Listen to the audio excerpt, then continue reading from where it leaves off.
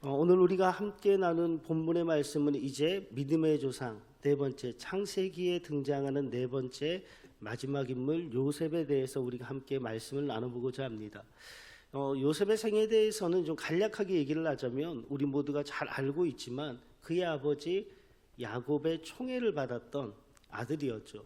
라헬의 소생, 특별히 야곱이 사랑했던 여인의 아들이었기에 아버지의 총애를 받았고 대신 형들에게는 조금 질투의 대상, 시기의 대상, 미움이 대상이 되었습니다.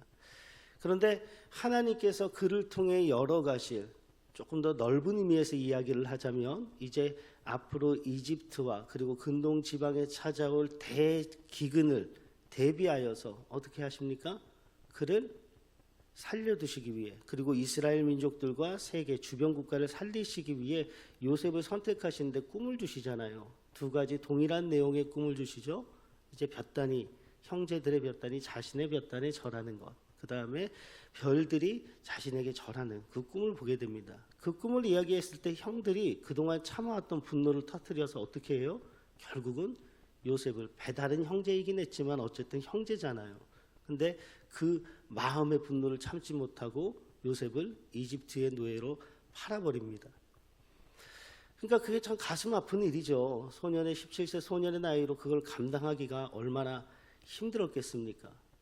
그런데 하나님의 은혜 가운데 이제 이집트의 보디발이라고 하는 장군의 집에 이제 집사로 노예로 팔려가게 되잖아요. 그런데 성실하게 하나님을 섬기듯 그리고 하나님이 나와 함께 하심을 믿음으로 자신에게 주어진 상황 속에서 최선을 다해 그 집에서 봉사합니다. 주어진 환경 속에서 자신의 역할을 잘하죠. 그래서 보디발의 신임을 또 얻게 됩니다.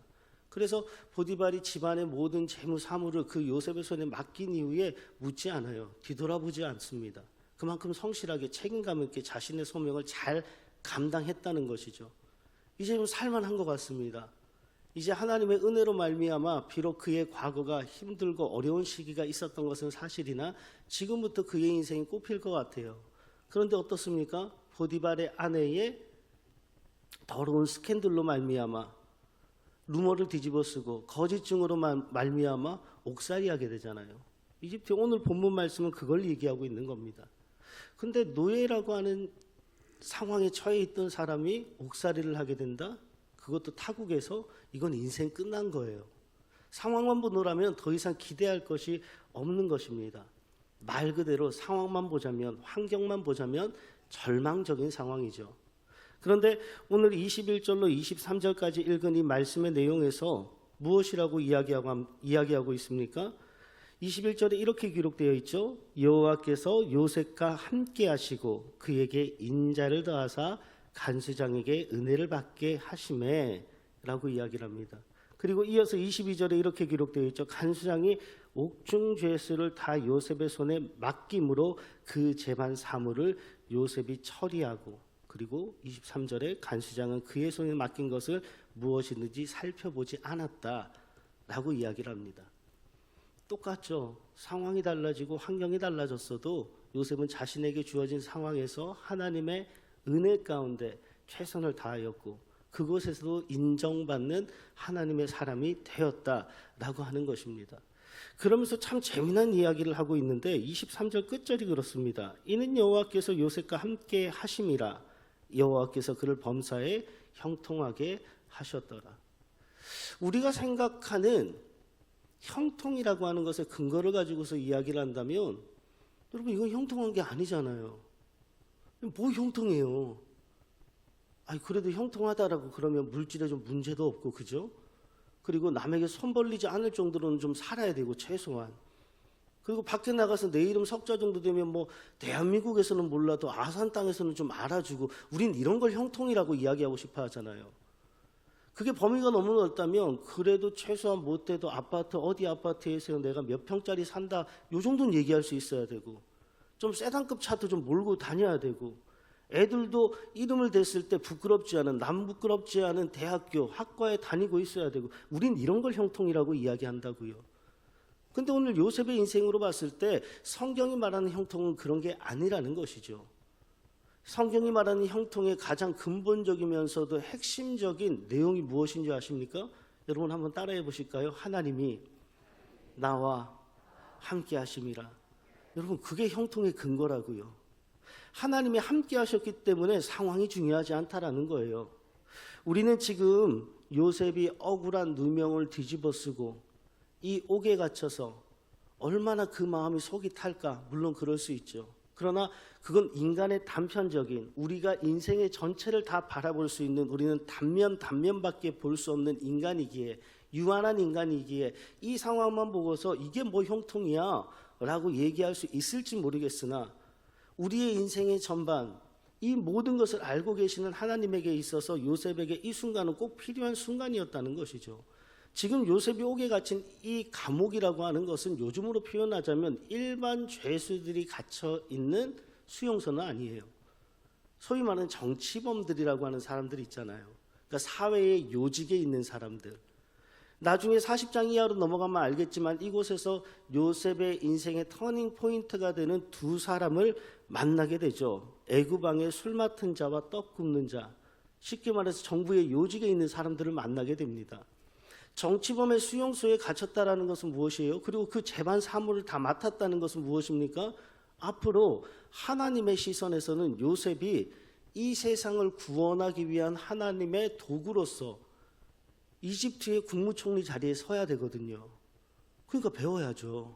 이집트의 정치, 경제, 사회, 문화, 교육, 이 재반의 전부를 배울 수 있어야 되지 않습니까? 근데 그걸 어디서 배워요? 바로 여기서 배우는 것입니다.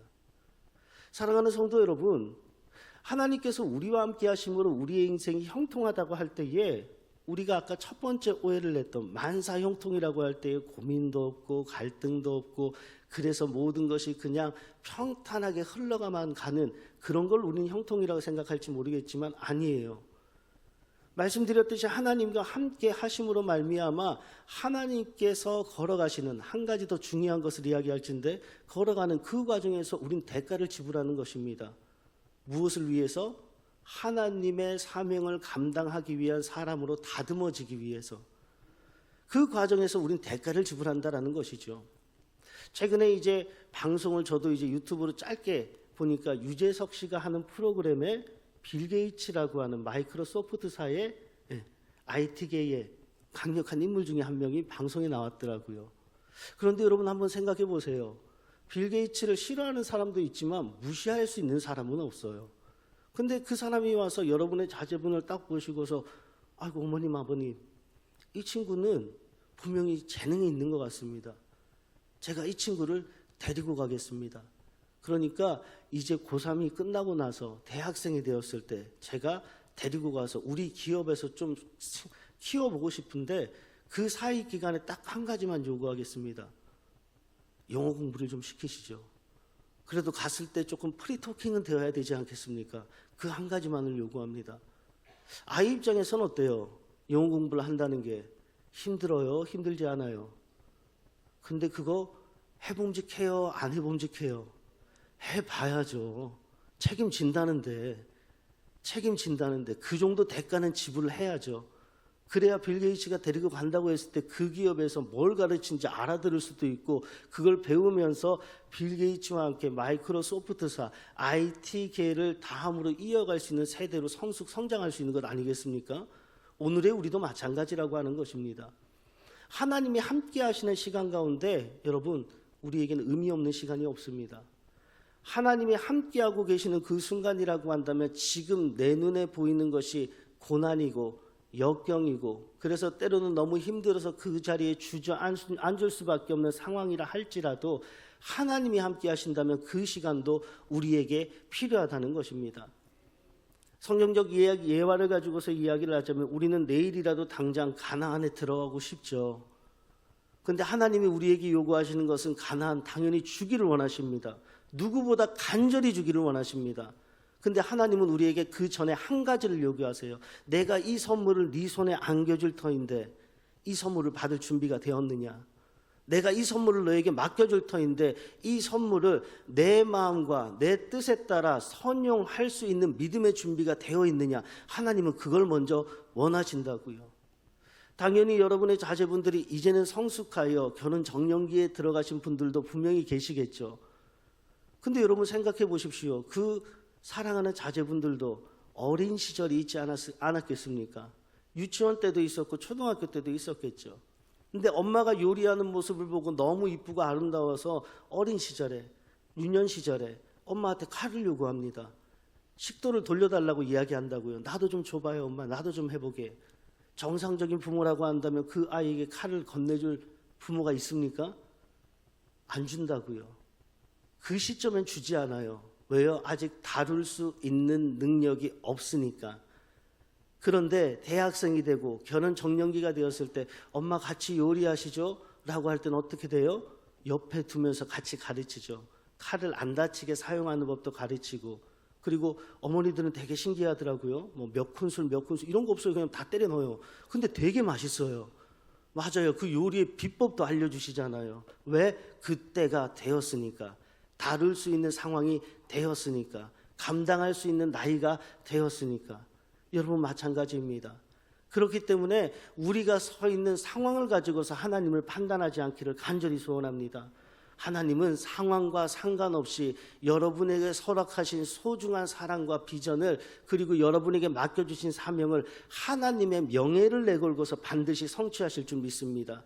그러하다면 우리가 그 하나님 앞에 서서 고백할 수 있는 것은 단 하나입니다. 하나님, 이 과정이 하나님께서 다이아몬드처럼 나를 깎아가시는 연단의 과정인 줄 믿습니다. 이 과정 중에도 주님이 나와 함께 하심을 믿사오니 나를 선택하시고 이 자리로 부르셨으며, 그리고 영화롭게 하실 하나님을 바라보며 믿음 따라 사랑으로 이 길을 당당히 걸어가게 하여 주시옵소서. 그리고 걸어갈 때, 그리고 결단하여 믿음 따라 그 길을 걸어갈 때 주님께서 여러분에게 감당할 수 있는 힘과 지혜와 능력과 사랑을 주시며, 그리고 종국에는 여러분을 통하여 하나님이 영광 받으실 뿐만 아니라 후일 우리가 너무나도 잘 알고 있듯이 요셉의 삶을 영화롭게 하신 그 하나님께서 여러분의 인생 또한 영화롭게 하심으로 이 세상의 구원과 부흥의 역사를 새롭게 써내려 가시는 축복의 통로로 우리 모두를 넉넉히 사용하실 줄 믿습니다. 오늘 이 하루도 그 하나님이 나와 함께 하심을 믿음으로 어디에 계시든 무엇을 하시든 어떠한 상황 속에 계시든 주 예수 그리스도의 이름으로 승리하는 복된 하루가 되시기를 주님의 이름으로 축복합니다. 기도하겠습니다.